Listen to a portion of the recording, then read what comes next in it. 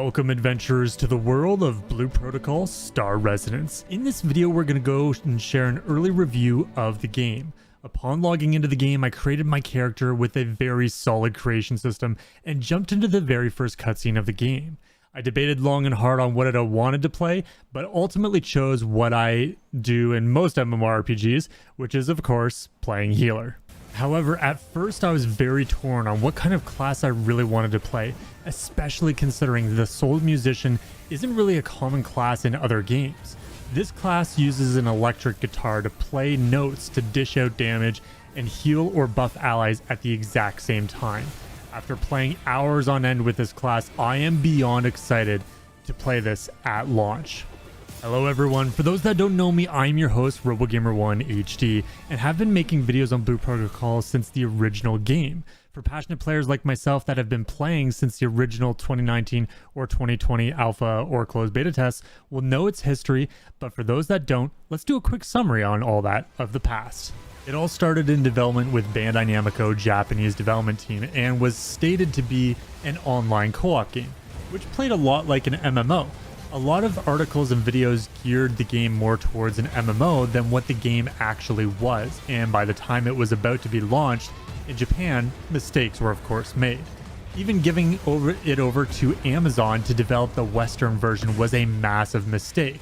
While the Japanese development team tried to recover and did make some great improvements, the service was ultimately ended its run from June 14th, 2023 to January 18th, 2025.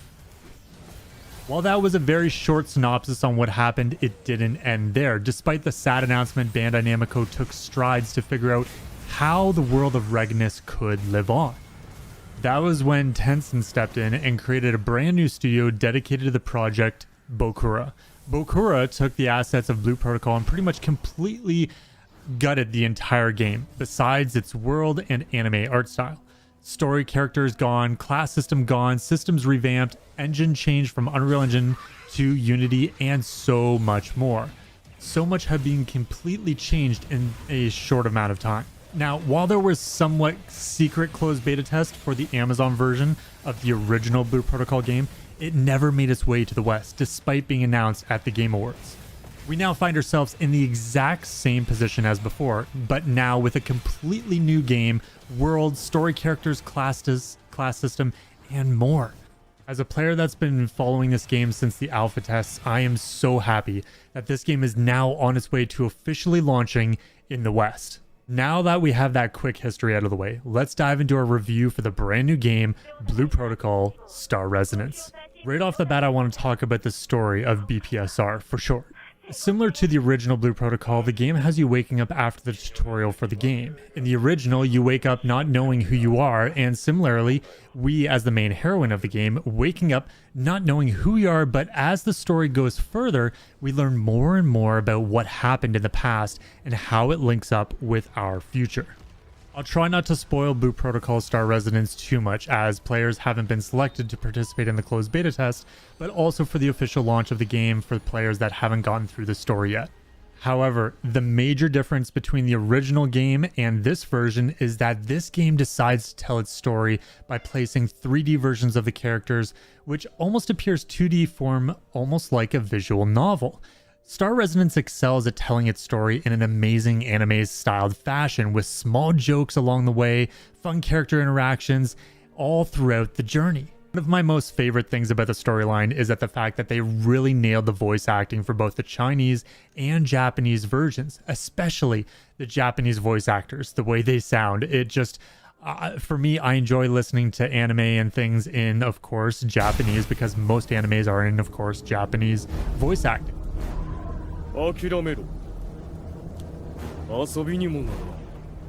Despite this game being made by a Chinese studio, they really focused hard to cater towards the Japanese anime route. They even got Kirito's Japanese voice actor Yoshitsugu to play Tada. I hope I didn't butcher that, but if this wasn't a surprise, then no doubt we could be seeing some sort of crossover in the future, or maybe even Sword Art Online.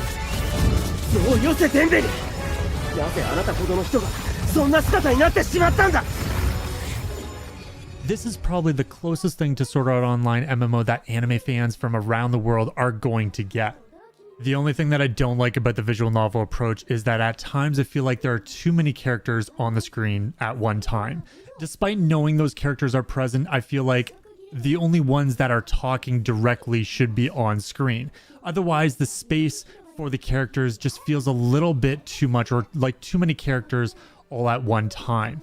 The only other jarring thing to me, in my personal opinion, is the black screen with white text. That is probably the only thing that I'm not a fan of when it comes to the story. I feel like when the main heroine has thoughts, it could be represented in a cutscene or back to the visual novel style approach, and simply use our main character alone without any other characters in that form factor when they're using thoughts or the character talking alone. Overall, the story is grounded and a solid representation, making you feel at times for specific characters that you've met along your journey. As long as players are not too eager to rush through the storyline, there is a lot to learn about the world of Regnus and the cultures that exist. From flashbacks to in-your-face action, Blue Protocol Star Residence leaves you wanting more at every turn. What will happen next? What's going to happen to this character or that character? Will that character return, or will that character come from faraway land to visit us, or will the heroine go and visit them in their city? Only time will tell, and I can't wait to see what the development team has to improve upon their storytelling and show us more. Now let's talk about some gameplay. Some will argue with you that Blue Protocol's original game had better combat, but I heavily disagree. As of this video, content creators were given early access to play a version of Blue Protocol's Star Residence. When we first booted up the game, we had access to 8 classes. To break that down for you guys further, there's 2 supports, Verdant Oracle and Soul Musician, 2 tanks, Heavy Guardian and Shield Knight, and 4 DPS of Marksman, Wind Knight, Stormblade, and Frost Mage. As you play Blue Protocol Star Residence, you will be allowed to choose between one of 2 different class specs, which will ultimately determine how you play throughout the game, using a talent tree. This could either be more difficult rotation or an easier one depending on what you decide to choose. We did our best to connect with each other as content creators when our time zones of course lined up, but we were only able to test up to the Dark Mist Forest Master Mode throughout our time playing the game. While some parts of Blue Protocol's original game had a unique combat system, being a true MMORPG allows Blue Protocol Star Residence to truly shine and create a system that actually works with the world. BPSR allows players that have never played an MMO before to truly understand how to get into an MMO. You not only can appreciate the small prompted guides along the way, but you can really get a feel for what suits you best as a player. Even if you don't like that class, it's easy to change to a new one, and I have a video on that as well. A simple unlock from the profile menu and a Hero's Radiance item, and you're pretty much good to go. Now, there's always going to be players that have a lot more experience than someone else, and that's fine. But players that play this game casually can play it and enjoy it at their own pace, allowing them to understand how the class system truly works, how to gear up through dungeons and boss trials. Maybe eventually they could even become experienced enough that they will try to tackle harder content as time goes on. And that's the beauty of playing BPSR. This game caters to both casuals and hardcore players, and that is exactly what you want in an MMORPG. The skill gap isn't too big, and it doesn't take long for players to catch up in gear rating, especially if you enjoy getting life skills to become a crafter and gatherer at heart. Now, the only downfall might be for some players is if you want to tackle harder difficulties to get better gold gear from that dungeon, you will need to group up with other players. Whereas in normal mode dungeons, that can be completed solo with NPCs. Thankfully though, they give the decent level 80 gear at the end of each attempt, even if it's RNG. So players that want to play solo can still gear up for the higher difficulty content. Now let's dive a little bit deeper and talk about endgame content though. This is the biggest part for me, as in the past I always was big into the endgame content for MMOs, especially games like Final Fantasy XIV Ultimate content. So let's talk about what's available to us. Let's talk about the dungeon content. There are many options that allow players to gear up. First is the dungeon content most players are going to be worried about is the Chaotic Realm. The Chaotic Realm is also known for the platform in the main city of the Astralides, which features 6 platforms or dungeons currently for players to tackle. This pretty much links up with how far you've accomplished the main storyline and goes in that order. The higher the power rating for the dungeon difficulty, the better, as it allows you to obtain gear at a higher level, in the form factor of normal, hard/difficult mode, and extreme/master mode. The smart thing that the developers have done is spread out the types of gear in each individual dungeon, making each dungeon relevant for players to grind. The developers have renamed the Chaotic Realm that contains Tina, the Wind Dragon, the Mecha Robot, and others to the Mind Realm. Once you start to get into the highest level of difficulty, which is fitting as it is the most difficult mechanics and hardest hitting damage out of most of the content in the game. This kind of content is more for the hardcore players that really want to challenge themselves. Now each piece of content, whether it's the 20-man rating, the Steinman Vault, Tower, Game Mode, or other instance content, allows you as a player to achieve materials to build up your character or other content within the game, making this game have a great expanse for content for every player to enjoy, from casual to hardcore.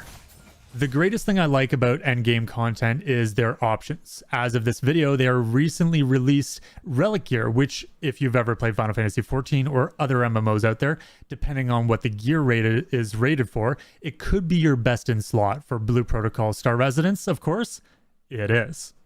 Your Relic Gear currently as the highest level yellow gear or gold gear, or top tier gear, that you can craft it the way you see fit to establish the best stats in your character's gear to be able to tackle high end game content.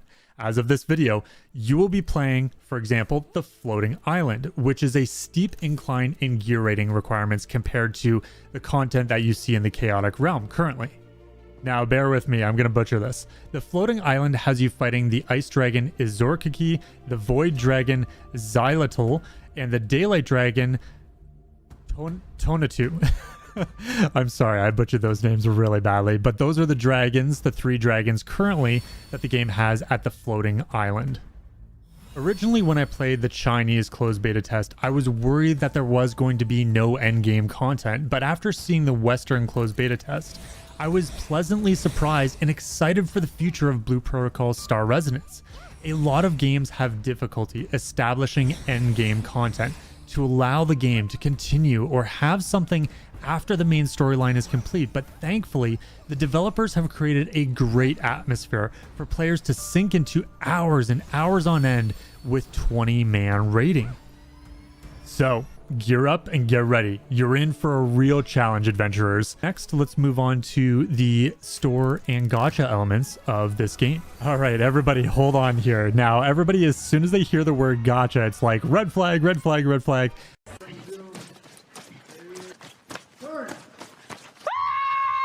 But lately, if you've ever played a Honkai game, you know what gacha is all about. And this game is no stranger with gacha, but it's not heavily implemented in the game. Being a Chinese developed game, it's expected to see gacha elements. The store will be a heavy system that you'll be using for all of your in-game currencies. The only currency at the moment that requires you to pay is with Rose Orbs, whereas other currencies called Bound Rose Orbs, Luno, and Bound Luno do not require you to pay whatsoever. Keep in mind, though, that you can use real-world purchase Rose Orbs and exchange it for other currencies in-game. If that is the case, then you can, in a sense, use real-world money to buy your way into getting items that you don't have. As of the closed beta test, the game currently plays the same as the Chinese official launch version, but as of this video, players are voicing their opinion on the matter and want a change to be made. I myself are also with the players of BPSR and have actually stated this previously in the past. Blue Protocol Star Residence should not allow the purchase of Rose Orbs to be converted to other in-game currencies, as it creates a disconnect between the free-to-play and pay-to-win players. If this is allowed at launch, it will give a slight advantage to some of the players to be able to boost their stats for each class. The other red flag to this equation is the gacha system for obtaining gold imagines, which is also for boosting your overall ability stats in-game. You can still obtain gold imagines through the free-to-play method, but it is a lot harder to do so due to the RNG and difficulty for crafting the materials and just obtaining them in general.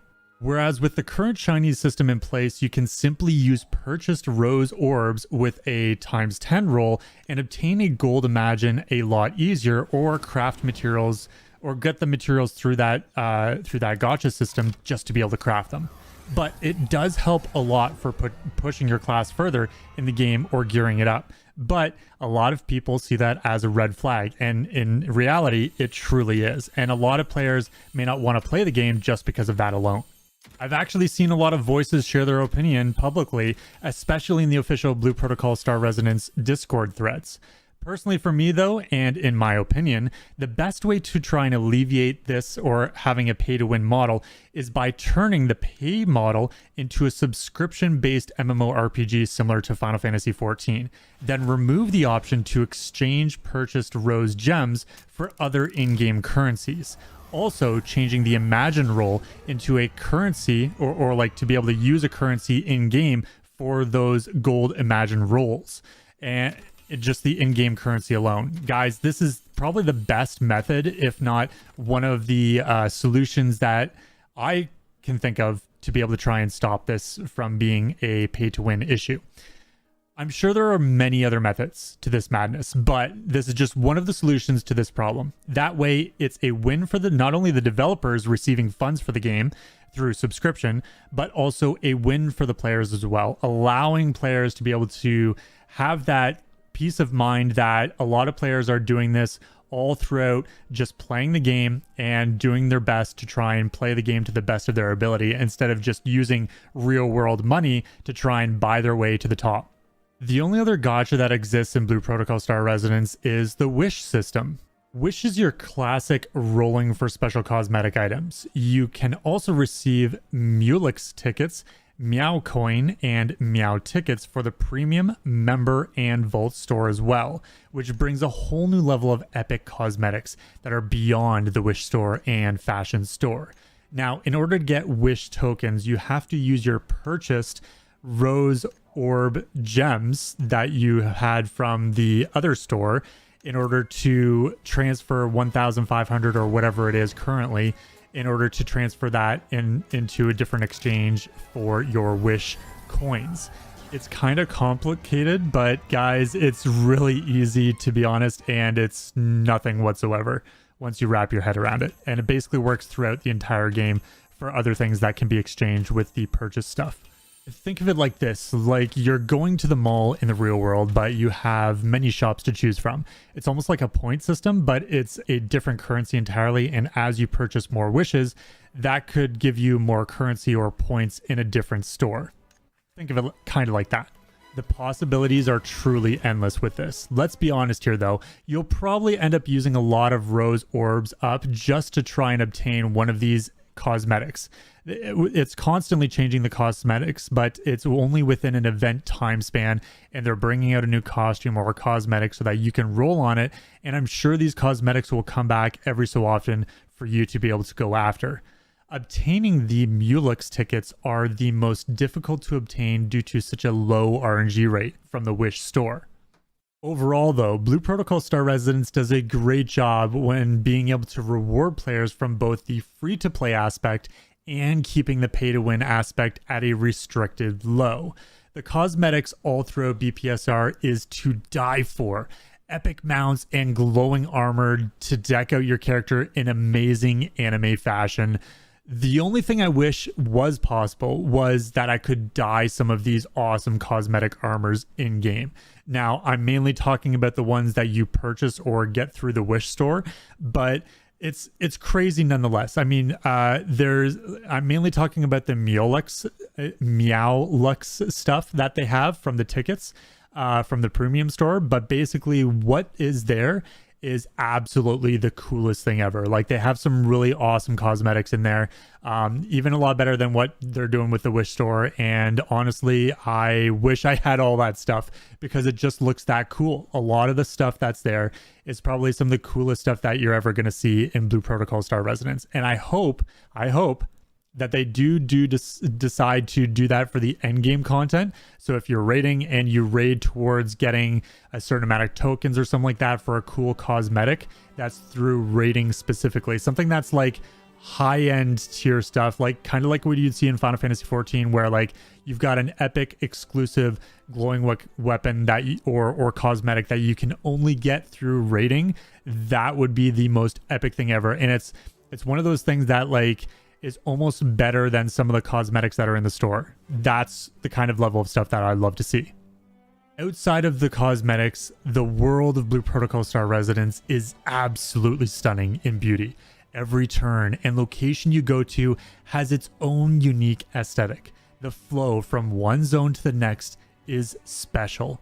The developers not only keep the original Blue Protocol zone intact, but built upon it, adding subzones and to the main planes and connecting it with the rest of the world absolutely perfectly. The art style stays true to the original and gives an added level of beauty while still staying true to the original form all throughout the game. Even when I was playing BPSR, my wife thought this game looked absolutely beautiful and wondered what this game was all about. After completing the first main arc of episodes 1 through 5, I am extremely curious what the next zone will be like and how it has changed from the original Blue Protocol. Knowing how vast and extensive the world of Regnus is, it excites me to want to see more, feel more, breathe more of the world. Each zone complements each other and expands upon the Blue Protocol universe, bringing us closer and closer to new, undiscovered areas and lore. But one thing that continued to be a pinnacle piece of the original Blue Protocol was its soundtrack, and that continues with Star Resonance.